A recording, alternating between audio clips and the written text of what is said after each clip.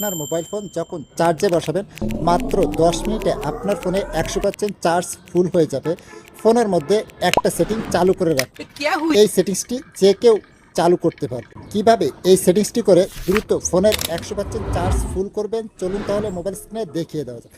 ভিডিওটা আপনার টাইমলাইনে শেয়ার করে রেখে দিন, ভুলে গেলে পরবর্তীতে দেখে নিতে পারবেন এবং পেজটিতে নতুন হয়ে থাকলে ফলো দিয়েই সাথে থাকুন। ফার্স্ট অফ অল আপনার ফোনের সেটিংসটা ওপেন করবেন, দেন এখান থেকে একটু স্ক্রল ডাউন করে নিচে আসবেন, আসলে পেয়ে যাবেন ব্যাটারি, এর উপরে ট্যাপ করবেন।